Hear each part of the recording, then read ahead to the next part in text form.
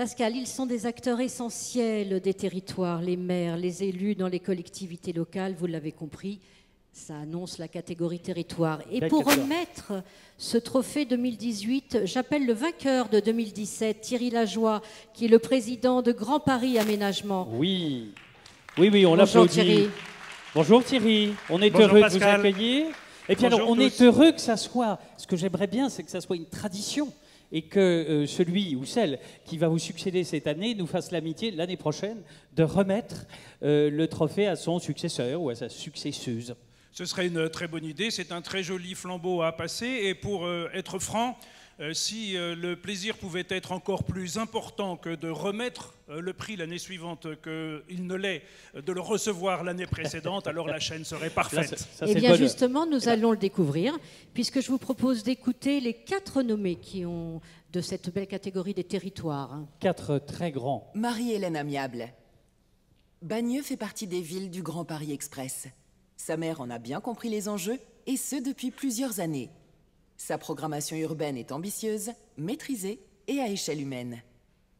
Nathalie Appéré. Maire de Rennes, elle a conduit une politique de choc de l'offre, d'autant plus remarquée qu'elle expérimente un loyer unique pour tous les logements sociaux de la métropole. La présidente de l'ANA est décidément une incontournable du logement.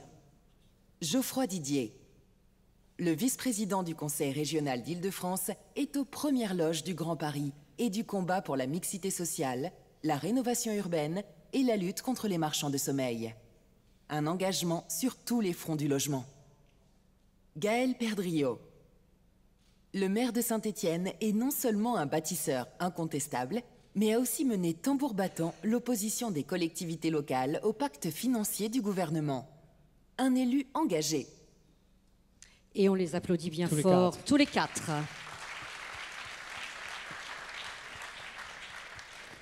Un mot Thierry sur cette sélection par le jury. Une très belle sélection et évidemment je ne m'aventurerai pas à la commenter avant que de connaître le nom du lauréat que cette fois-ci je commenterai.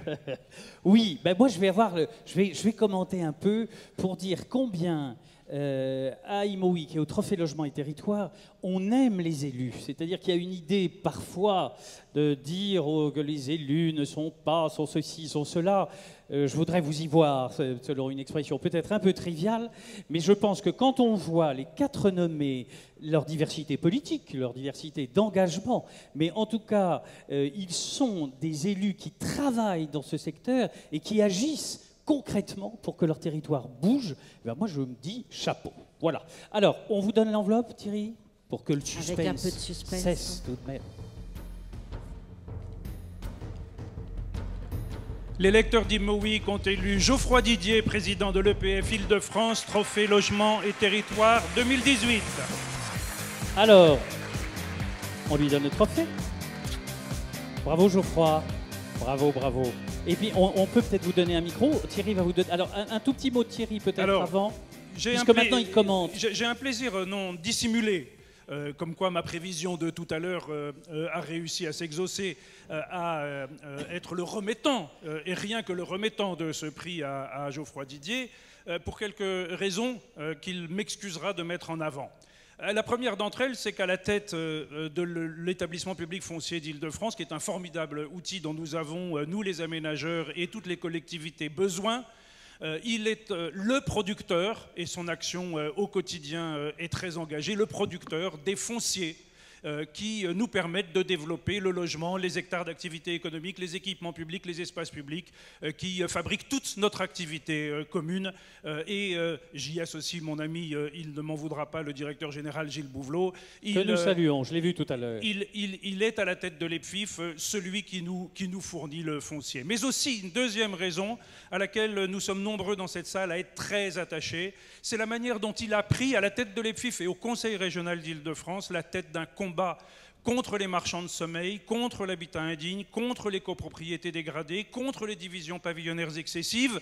C'est un combat que naturellement nous menons tous, Grand Paris Aménagement à sa place, l'État sous l'autorité de Julien de Normandie, le ministre du Logement et de la Ville, au premier chef, mais c'est un combat sur lequel il a une implication personnelle que nous devons tous, m'est avis, de saluer. Et puis, last but not least, indépendamment de l'estime personnelle et s'il le veut bien amicale qui m'honore et qui nous lie, il est toujours prudent de la part d'un directeur général d'établissement public de rendre hommage à un membre de son conseil d'administration.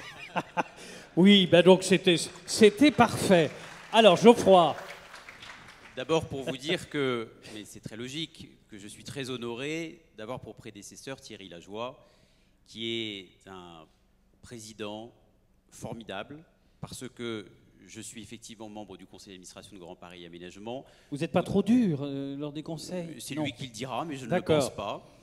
Et surtout, nous travaillons main dans la main au service des Franciliens, et je crois que, plaisanterie à part, c'est ce pourquoi nous sommes là, et c'est ce qui fonde notre engagement et notre investissement. Et puis pour vous dire que ce prix, ce n'est pas le mien.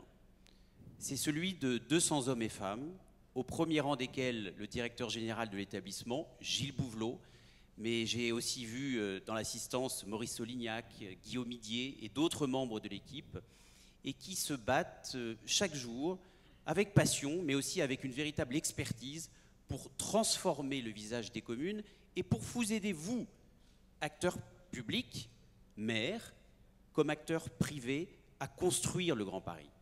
Le construire, bien sûr, au sens propre du terme, mais le construire aussi qualitativement. Le construire pour que ce soit un très bel espace de vie en commun et, comme je le disais tout à l'heure dans le cadre de la table ronde, que ce soit aussi une métropole qui puisse concurrencer avec les autres grandes métropoles mondiales. C'est un combat qui demande beaucoup d'humilité, c'est un travail itératif, mais comme je crois que l'a souligné Thierry, c'est un combat qui me passionne à titre personnel. Et l'EPFIF n'est pas seulement un outil économique, ça j'y tiens beaucoup, c'est aussi un outil social. Avec cette lutte acharnée que nous menons pour lutter contre les marchands de sommeil, pour les copropriétés dégradées à travers les opérations, les orcodines, notamment à Grigny et à Clichy-sous-Bois, parce que ce sont les Franciliens les plus fragiles qui sont aussi les plus attentifs à l'action publique que nous menons pour eux.